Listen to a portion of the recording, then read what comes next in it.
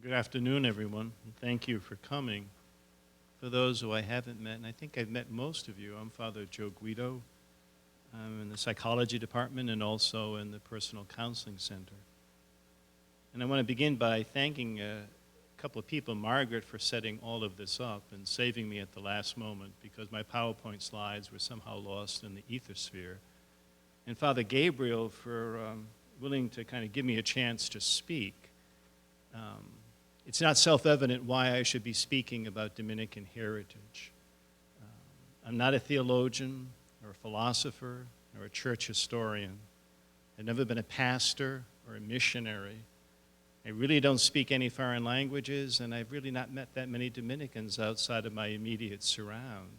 So I don't have a lot of expertise to draw on except my own personal experience and my own personal perception of what it is to be a Dominican. And the other risk he took was allowing me to give a talk that is only a third about Dominicans, the other third about Muslims, and the other third about Trappists. So I hope I don't disappoint you if you came here looking for some solid Dominican information, because I fear I'm neither going to be able to provide it, nor am I someone who's particularly capable of providing it. The other caveat I would suggest is I'm on sabbatical this year from teaching, and I imagined I would have plenty of time to prepare this talk today. But the last 3 weeks have proven surprisingly busy, and much of it was scribbled in airports over the last 72 hours. So if you forgive me a bit for actually reading the talk rather than trying to ad-lib it, I didn't have a chance to confine it to memory. But I would also ask you to interrupt me if I drone on in ways that are either boring or irrelevant or simply need to be stopped at any point. I'm quite happy to take questions at any point in the conversation. And finally, this is a work in progress, a broader interest I have about the intersection of psychology and faith, and specifically psychology and spiritual experience. And if you would like a copy of this with references and so forth, I'd be happy to, whoops, we just went to Algeria. I'd be happy to send it to you. You can just email me and I'll send you the whole document. And any comments you have or suggestions or corrections, I would really welcome on this ongoing project. It seems self-evident that ours is a violent age and an age in which violence done in the name of God grows more frequent and crueler by the day. Some have argued that this is more a matter of perception than of fact. Steven Pinker of psychology at Harvard University being one among them. And perhaps this is so. But what cannot be denied is that across a broad array of geography and creeds, men, and it is most often men, feel free to perpetrate the most heinous crimes in the belief that they are doing God's will and advancing His cause.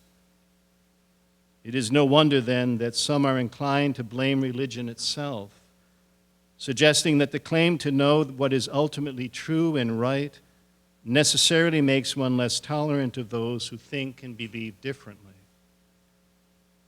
There may be faults in this logic, and there's considerable evidence to suggest that the relationship between religion and violence is far more subtle and complex than this argument would allow. But it is not hard to understand why someone might arrive at such a conclusion in good faith. Violence done in the name of God is a scandal to believers and a stumbling block to those who are not. And it cries out less for an explanation than for a remedy.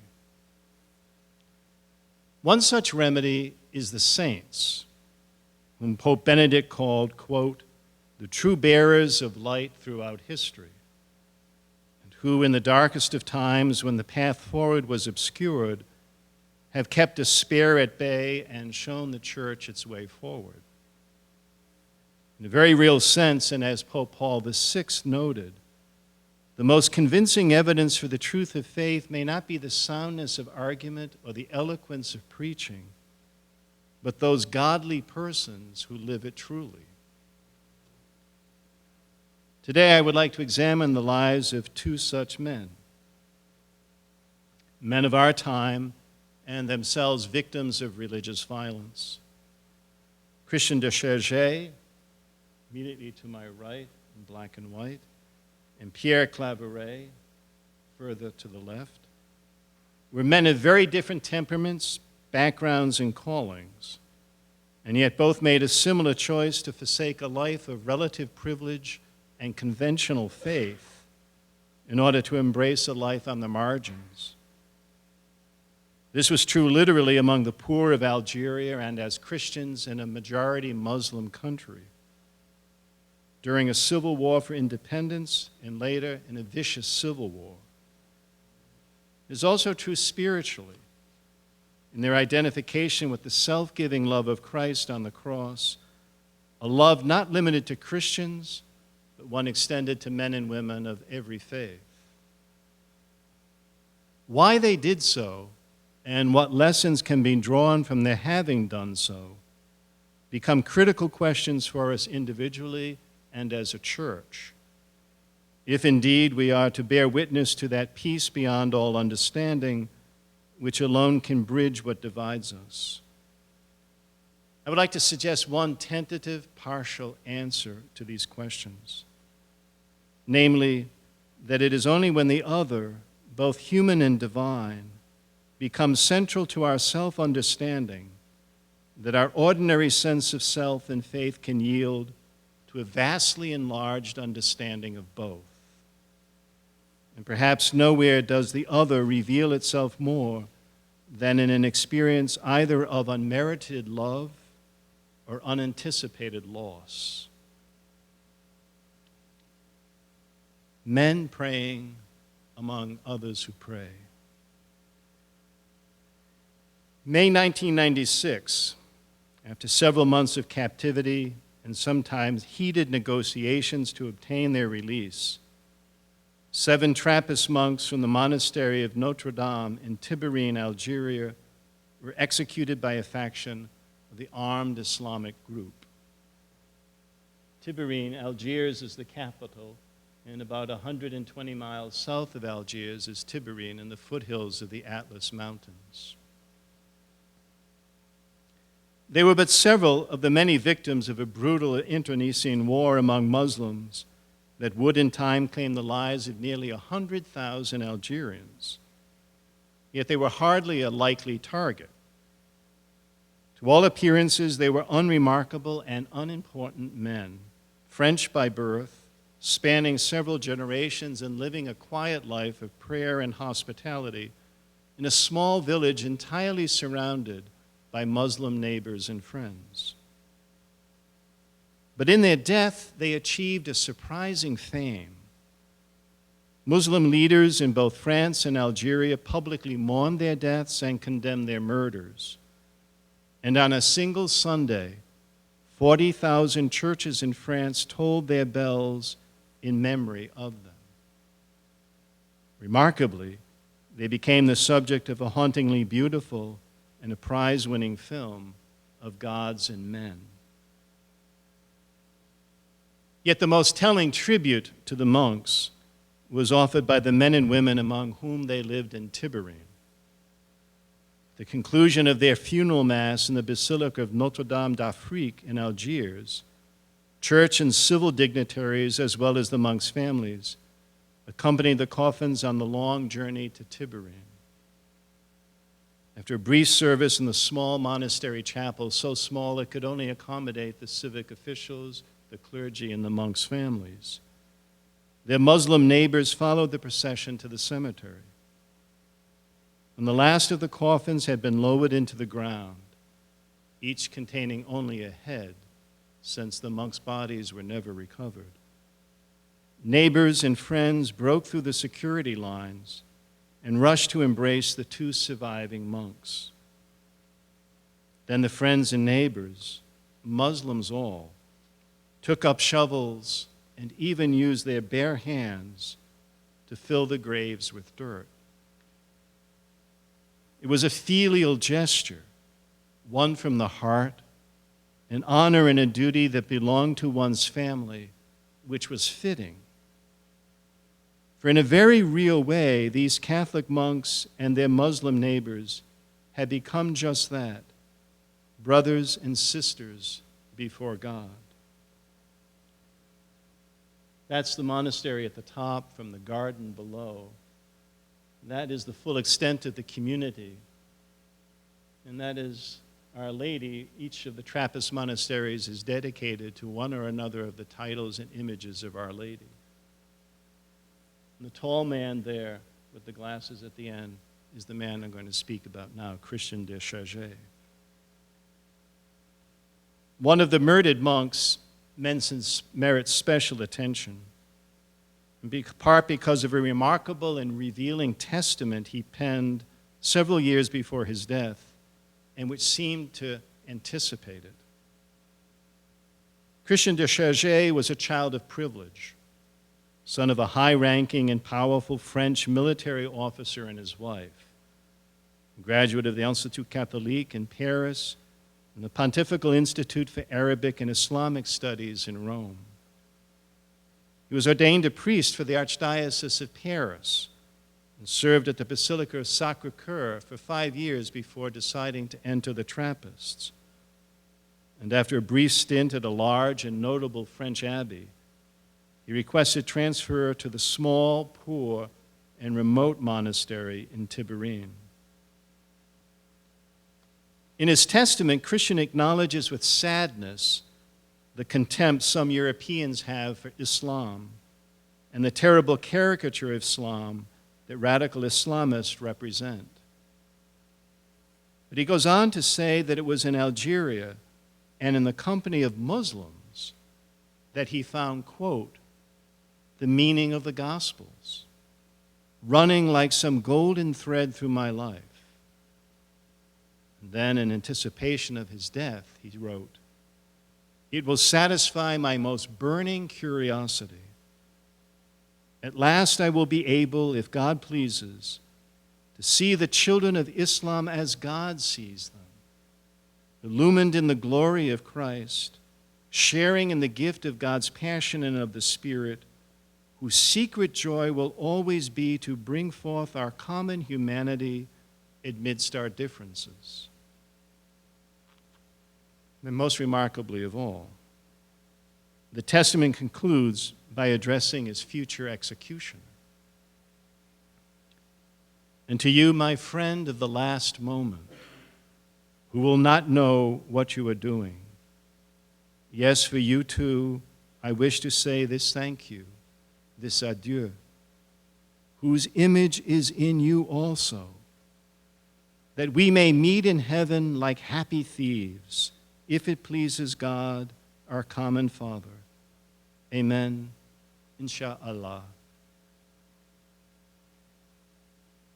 Christian's journey between a youth marked by privilege to a Christ-like embrace of Muslims and the poor, and his love for and appreciation even of his persecutors, was by no means assured. Indeed, those who knew him best, his brothers in religion, noted in the youthful Christian a certain narcissism, an ambition and self-confidence that could easily slide into willfulness and impatience, as well as a sense of self-importance in his deportment and his manner of prayer. What then explains the change in him? The evidence suggests that it was a very early and wholly unexpected acquaintance with unanticipated and unmerited love. And this in the form of a Muslim's offer of his life in order to spare Christian's life. While still a seminarian, Christian completed his obligatory military service in Algeria during the height of the Civil War between July 1959 and January 1961. The War for Independence. He befriended a village policeman, a man named Muhammad, a family man, simple and unlettered, but devout and prayerful, with whom over a period of months he engaged in a series of conversations about faith and prayer, and who, in Christian's words, quote, liberated my faith by teaching it to express itself as a climate of simplicity, openness, and surrender to God, taking in quite naturally the relationships, the events, in the minutiae of daily life. During a skirmish with a rebel unit, Muhammad intervened with the rebels to spare Christians' life, which they did. But the next day, Muhammad was found dead, his throat slit in apparent reprisal for coming to the aid of an infidel and the enemy. Muhammad's death had a profound effect on Christian, but one that took him 20 years to understand fully. It was not until January 1980, and after a long solitary retreat in the midst of a vocations crisis, that he found peace. He returned to the monastery a changed man, asking forgiveness of his brothers for the mistakes he had made, and making solemn vows with a keen sense that, quote, "In the blood of this friend, I came to know that my call to follow Christ would have to be lived out sooner or later in the very country in which I receive the token of the greatest love of all."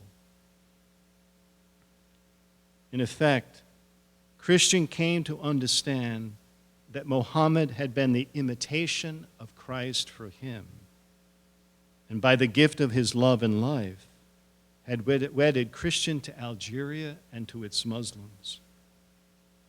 With his brother monks, he would become someone who prays among others who pray, each in their different tongues and according to their separate creeds, but to a common master and source of mercy. Christian's grave is the middle one there. A life poured out.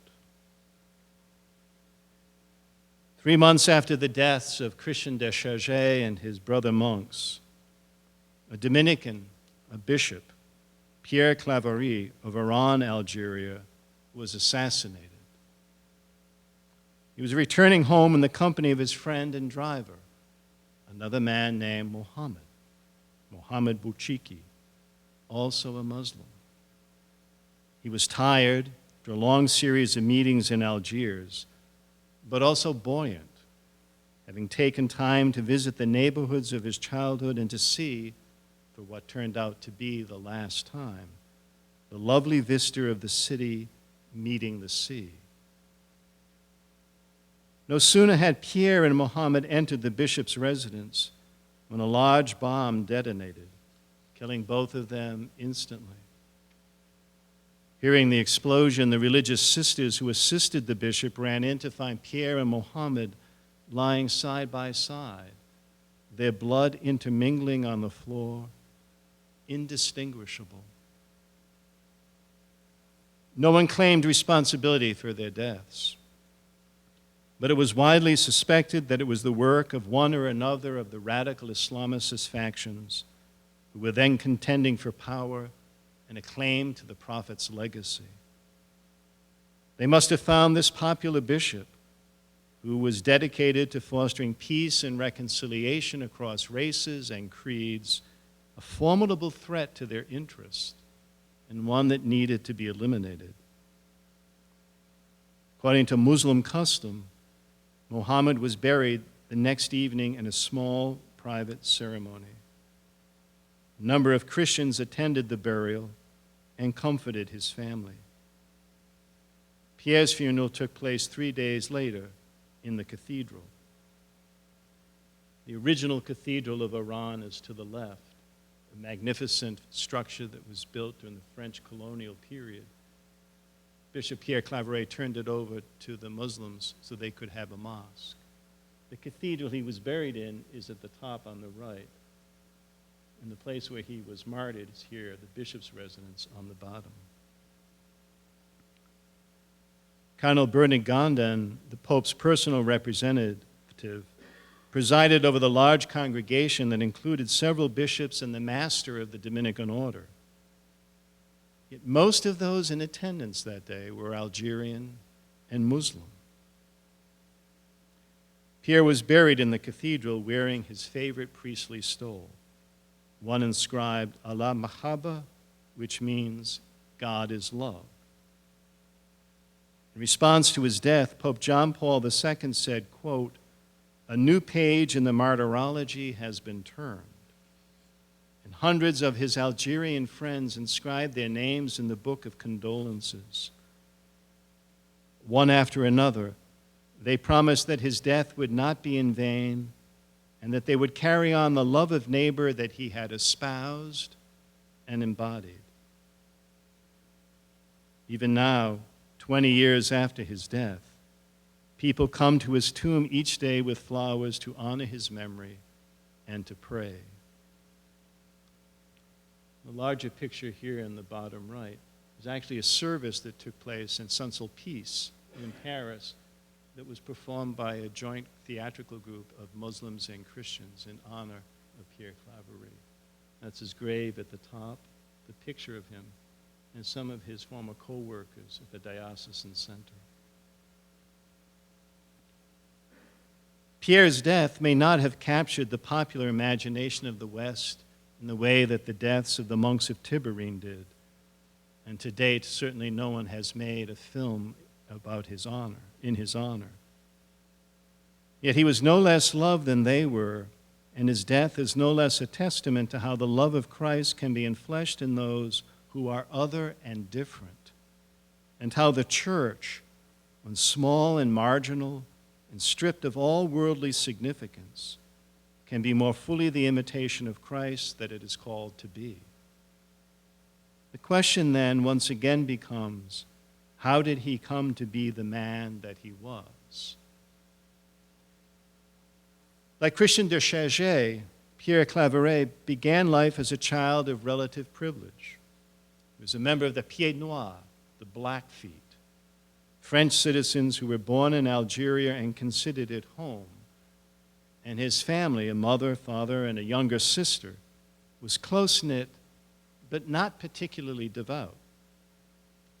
It was a pleasant, sun and sea-swept life, but one that was all but wholly separate from the native Arabs, as they were called. Many years later, he would write, "We were not racists in the conventional sense, only indifferent, ignoring the majority of the people of the country. They made up part of the landscape for our excursions, the background for our encounters in our lives, but they were never partners." Pierre's emergence from such indifference began when he was 19 years old and left Algiers for Grenoble, intending to study engineering at the university. But unlike Christian de Chargé, Pierre was met not by a sudden and wholly unmerited act of selfless love, but by a stinging and agonizing acquaintance with loss. Arriving in France, Pierre was shocked to discover that many of his classmates at the university and his fellow students at the Catholic chaplaincy saw the war in Algeria very differently than he did, sympathizing with the rebels, appalled by French atrocities, and committed to aiding the poor of Algeria who was suffering terribly. He became stubbornly defiant, insisting that his point of view was correct and theirs misguided, and for a brief time allied himself with extreme right-wing groups and royalists who championed France's cause and rights in Algeria. Gradually and painfully, the illusion of his life up until then began to collapse. His anger turned to sorrow and despondency. He had dark thoughts, as he called them in a letter to his parents, and he was unable to focus on his studies or to find meaning in anything. Many years later, he noted about this time, "I watched powerless as the world in which I grew up collapsed. All that I had lived and learned in both schools and churches, what I believed to be just and good, was called into question. How could I so often have heard the words of Christ about loving the other and have not met the other?" It was just then, at his lowest point, that Pierre made a pilgrimage to the shrine of La Salette in France in May of 1958. During its course, something happened to him that changed him in a fundamental way, which he never quite explained to any of his brothers, but is presumed to be an experience of deep and profound grace. As he wrote in a letter that same month to his parents, "From the mountain's first foothills, sun and blue sky, during this pilgrimage I discovered that the religion of catechisms has nothing to do with the religion that should be ours. Not only does one throw over notions that seemed basic, but one makes all truths much more present and what one calls mysteries more alive and astonishing." Pierre had only days earlier celebrated his 20th birthday. Several months later, he wrote a long letter to his parents, informing them that he had decided to enter the Dominican novitiate. He took the novitiate into his studies at Le Chalchois readily, and from the beginning was drawn to private personal prayer more than to arguments about ideology and whether the life should be lived in a more monastic or apostolic modality. This aversion to ideology and openness to grace and prayer would characterize the whole of his life as a priest and a bishop, up to literally the day he died. He also was quite taken by the promise of the Second Vatican Council, which met during the middle years of his studies for priesthood, and especially by the thought of Marie-Dominique Chanoux, one of the great lights in forming the council. Chanou's notion of intra-religious dialogue had a marked influence on him. For Chanoux, the goal of speaking to people across different religions was not to relativize one's faith, but to deepen it, and to approach others' faith in a spirit of inquiry, to walk side by side with others, and to integrate the truth perceived in the other's religion. As Pierre noted in an article published in 1986, as long as we do not measure the length, breadth, height, depth, the whole extent of the abyss that separates us, we are not ready to acknowledge each other, understand each other, love each other. This notion of the abyss and the willingness to walk with another to its very precipice came to define Pierre's life and ministry. A year before his murder, in an attempt to explain why he and others chose to stay in Algeria, despite the threats against their lives and the diminishment of the church, Pierre gave his own version of a final testament. We do so as a modest sign of the covenant of love that God offers to a people, a love more effective, though more powerless one is. Jesus died with his body torn apart between heaven and earth, his arms extended to gather in the children of God who had been scattered by the sin that separates them and that pits them against one another and even God himself. He placed himself on the fault line caused by sin. Thrown out of balance and ruptured in body, heart, and spirit, individuals and social groups found healing and reconciliation in him. Because he took these things upon himself, he places his disciples upon these same fault lines, with the same mission of healing and reconciliation. The church carries out its vocation and its mission when it is present wherever humanity is torn, crucified, and fragmented. Thus it was that a man who once lost the Algeria of his birth regained it in his death, having bridged the abyss of that loss by a love for the very people, nearly all of them Muslim, whom he had once ignored. In his youthful despondency, he was touched by love, and in his full maturity, it was this love that he gave to others, even to the point of giving his life.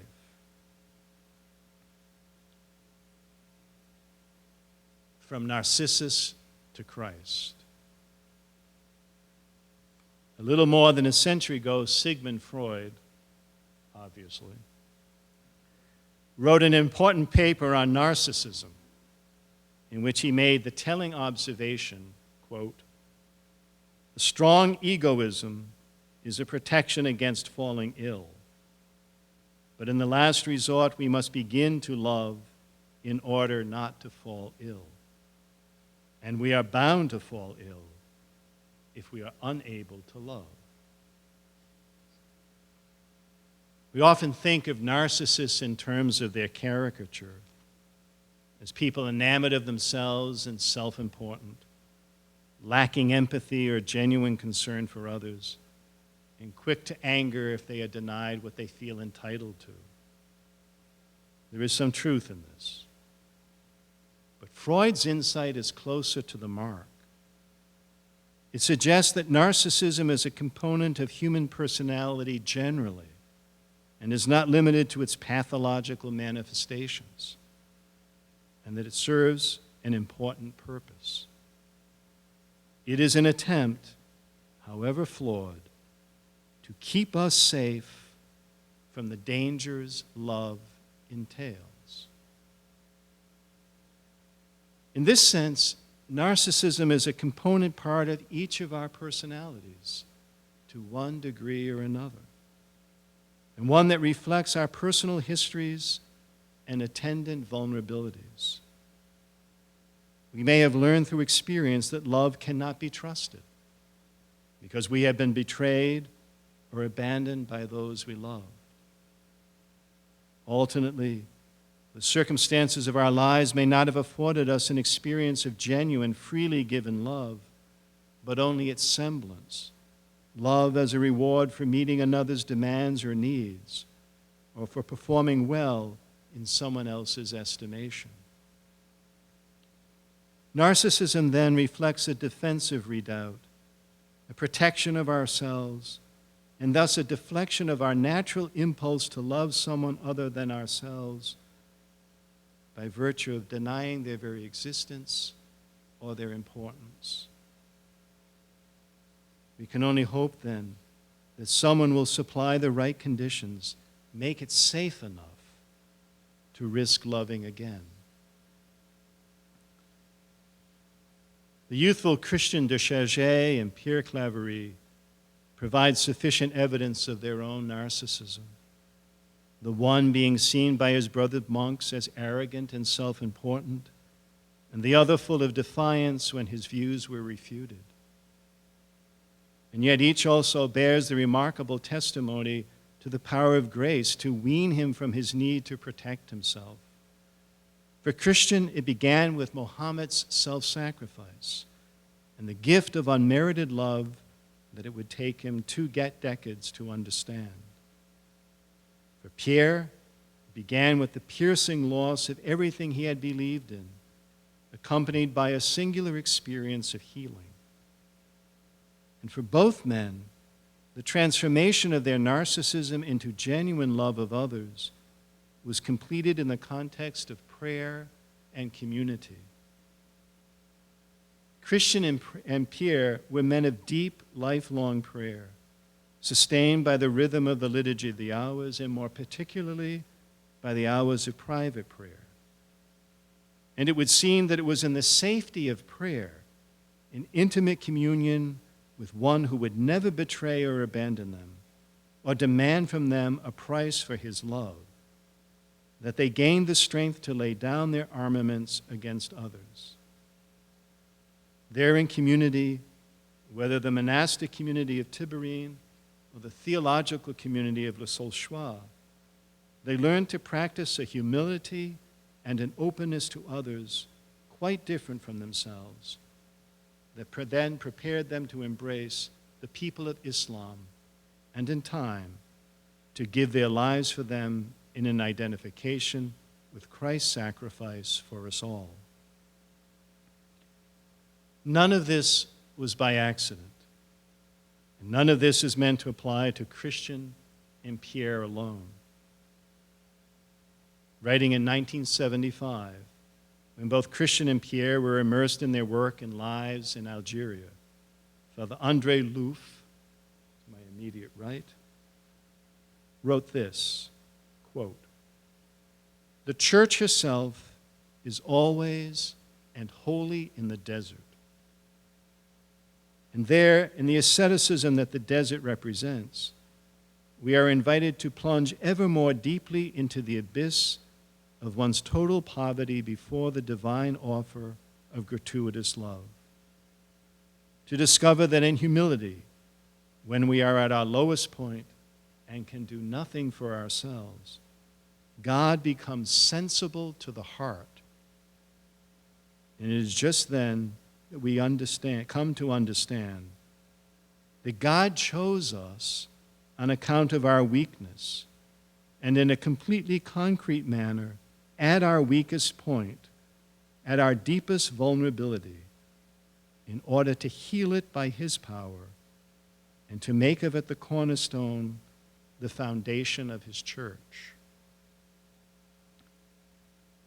If we would stem the tide of violence in our age, and especially the tides of violence done in the name of God, we must be willing, both as individuals and as a church, to enter a path of humility, of honest acknowledgement of our poverty of spirit, our vulnerability, our anxious temptation to defend ourselves, our narcissism.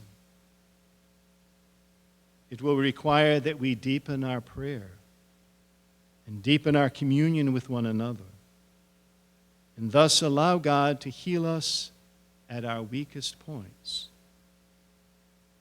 Only then will we be able to move to the margins among those who are other, different, and even hostile to us, not with armaments, but with open arms, like those of Jesus, arms ready to embrace, to gather, and if need be, to be stretched between heaven and earth on the fault lines of sin and what divides us.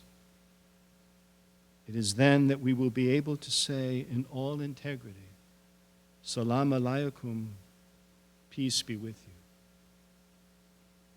Thank you.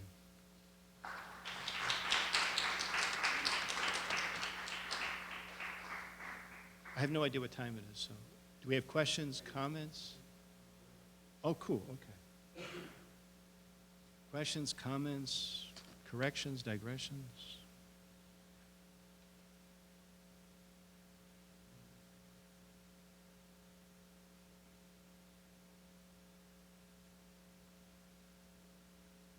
I'm a shrink, I can wait you out.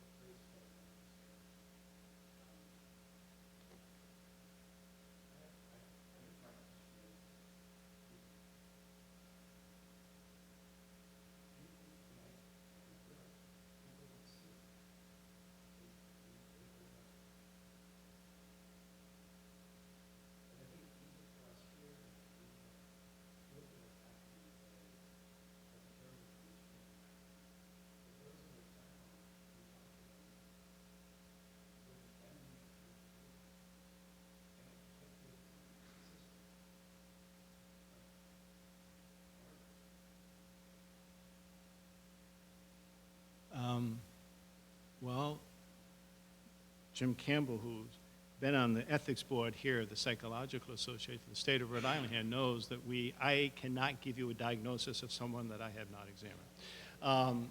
So I have to put that out there officially.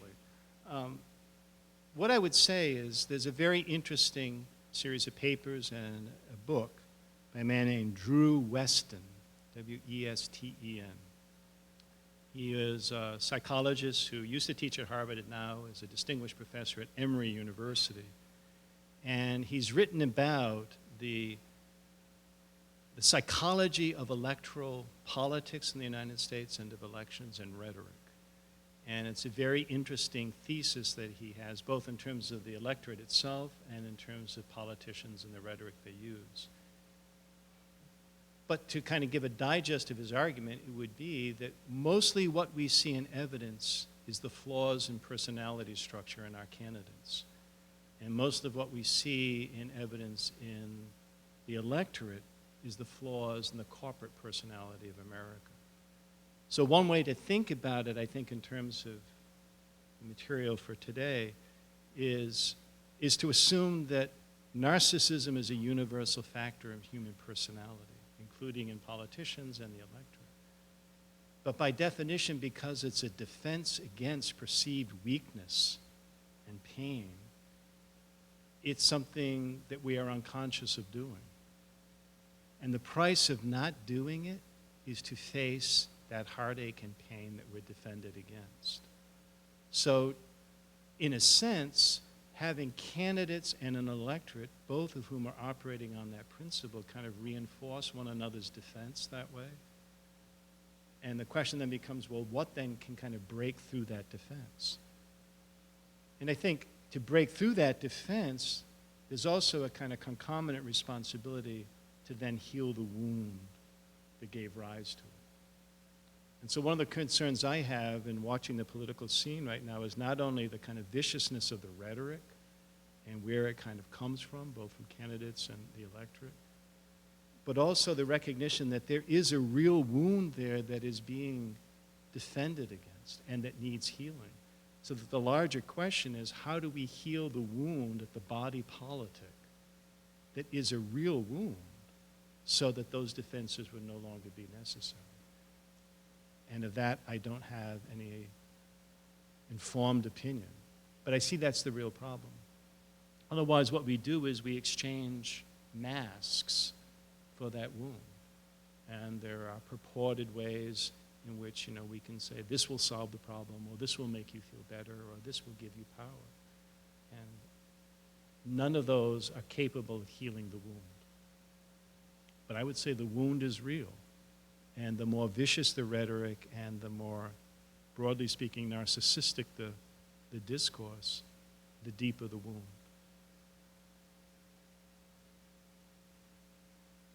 I think, were you talking about the whole Trump rallies and stuff? Okay. Because I missed the whole news cycle this weekend because I was scribbling in airports, so I didn't. Okay.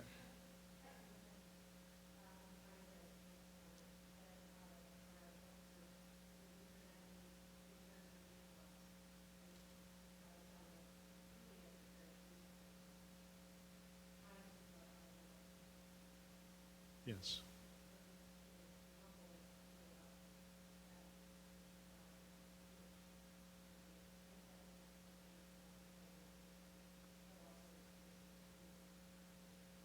Profoundly. And I think you hit on something that's I had not thought of and I think is right on target. Creed should not be ideology. But because of these flaws in us, both spiritually and psychologically, creed is often used ideologically. So part of the redemption of the religious discourse across religions is a redemption of creed and not as ideology. So in a sense, for those of us who are Catholic, how does our creed and our doctrines function in their proper sense rather than as ideological defenses or weapons against others? And I think that's a call for profound humility on the part of those of us who are members of the church and the church corporately. Because it's both tempting and effective to use creed as ideology in the short term. Not in the long term, but in the short term.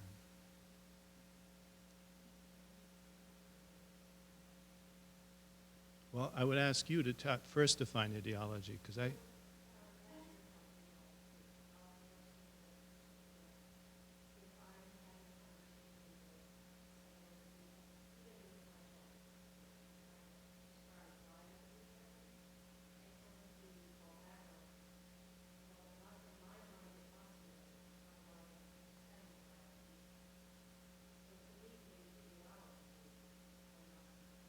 Mhm. Mhm.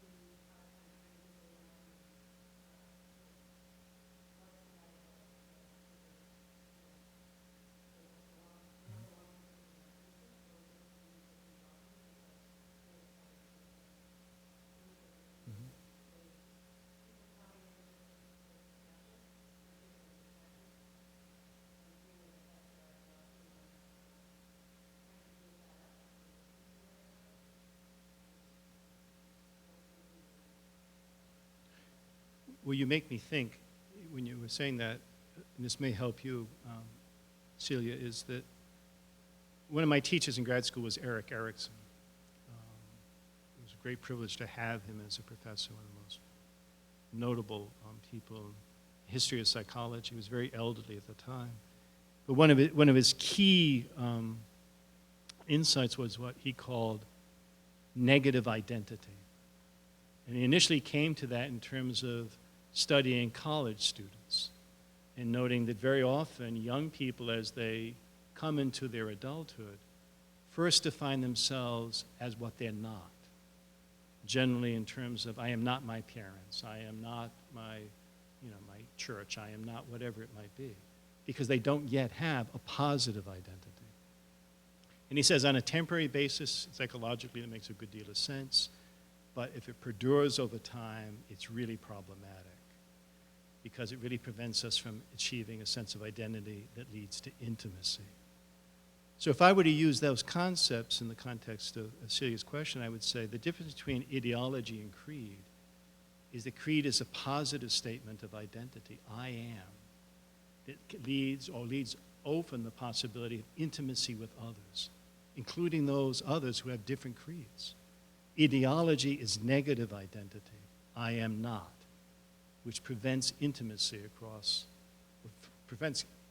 with those who don't share the ideology. So that's my 2 cents standing here, having never thought of the question before.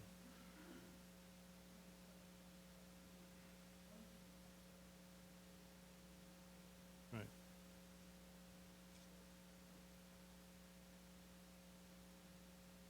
I would say that it's measured by the effect. Does it lead to intimacy, or does it lead to other than intimacy? If I understand what these folks were doing and what they're up to and the implications of it is, Chanut's principle, that if I engage in intra-religious dialogue, cross religions, but in terms of deepening my faith, I will actually be able to achieve a relationship with those who are other than me. So it has that dual effect. It deepens my faith and it establishes relationship and intimacy with someone else.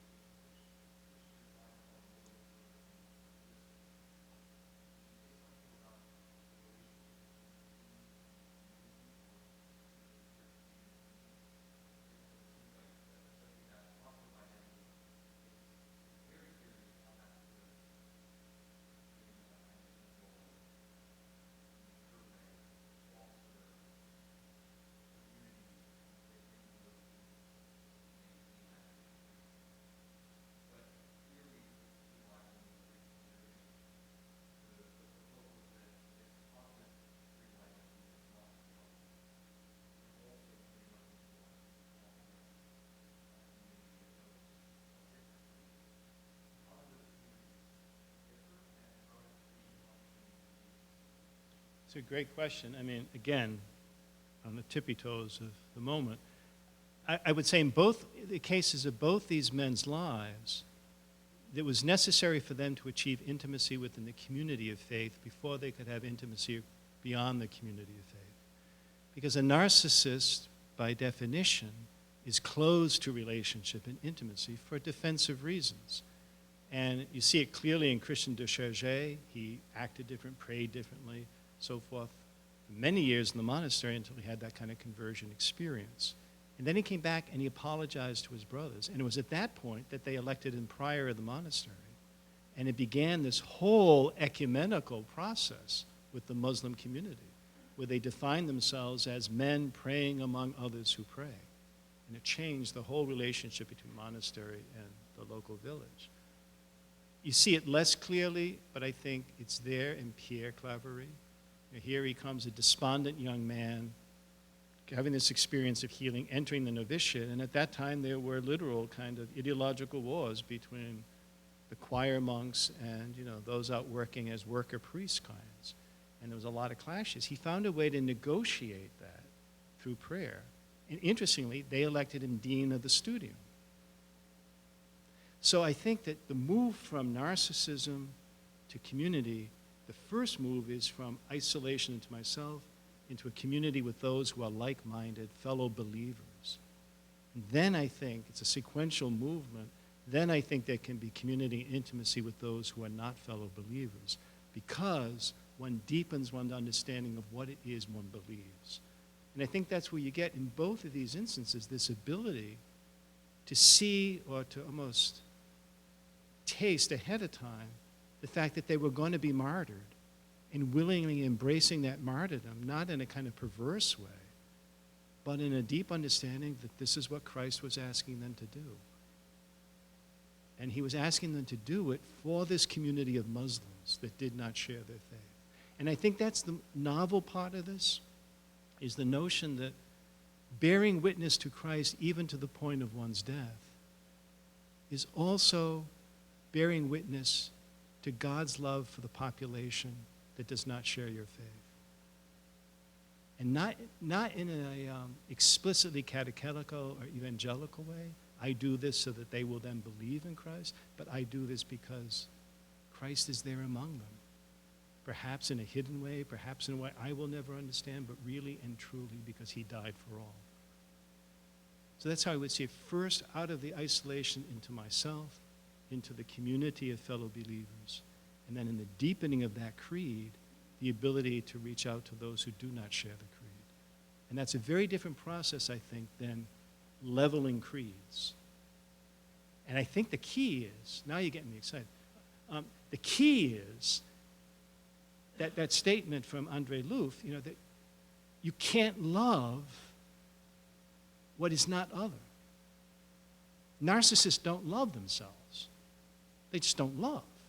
Love is too scary, too threatening. So you have to admit the radical otherness of someone in order to love them. So for a Christian to love a Muslim, the Christian has to be Christian, and the Muslim has to be Muslim. Otherwise, they can't be loved. And that kind of placid, sort of nice harmony that we like to do, that mitigates love. It impairs love. It inhibits love. Does that at all get at your question?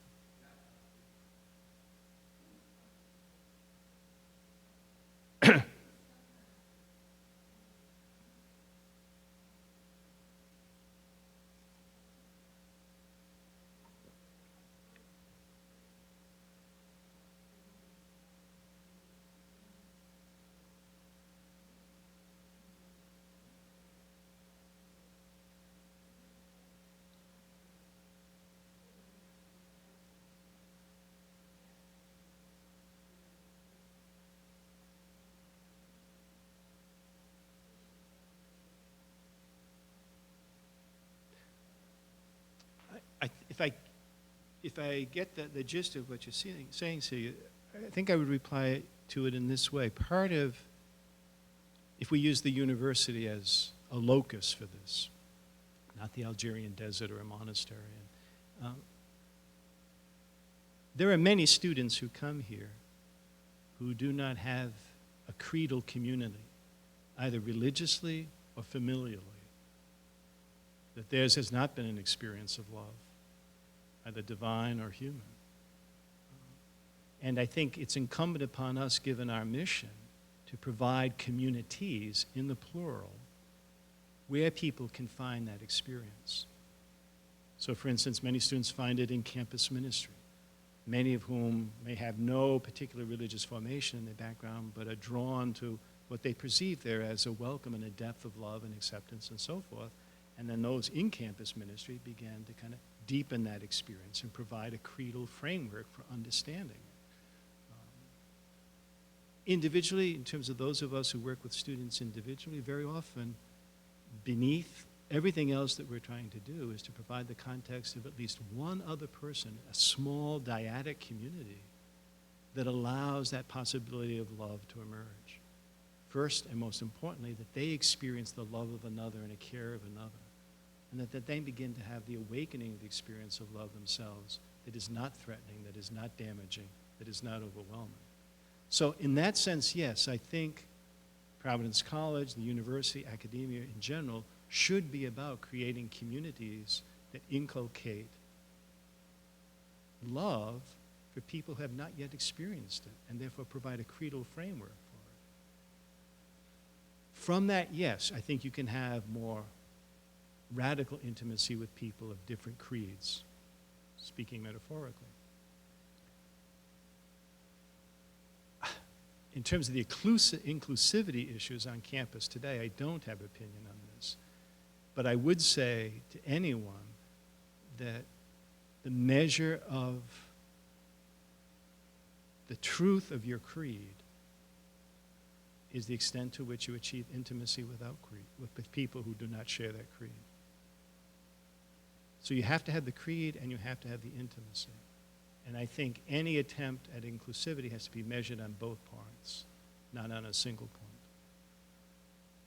Otherwise, I think we risk defining ourselves negatively, as Erickson said. Yeah. But that's what went through my mind because of recent debates on campus and so forth.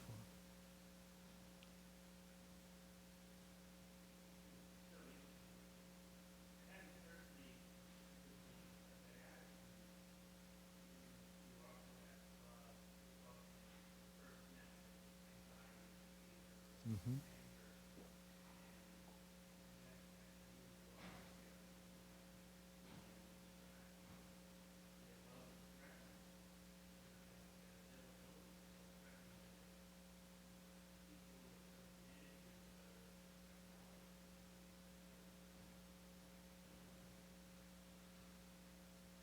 Yeah, I mean, it gives us the possibility of compassion even for the execution.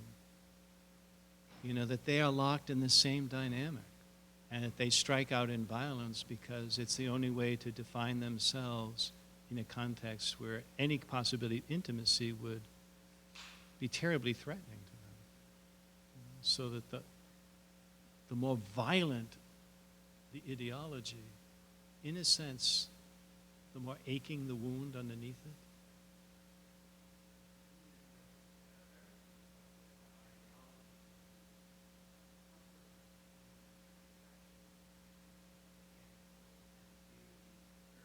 That's right.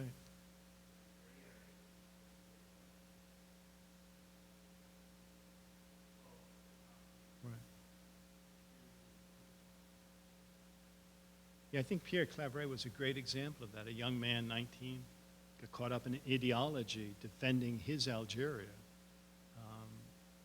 which collapsed relatively quickly in his case. But sometimes we need a period where we're allowed to have an ideology before we find a creed, a time where we can say who we are not before we can say who we are. But getting stuck in that, I think, is the real problem. I know you have something else. Yes, so, yeah. Thank you all very much.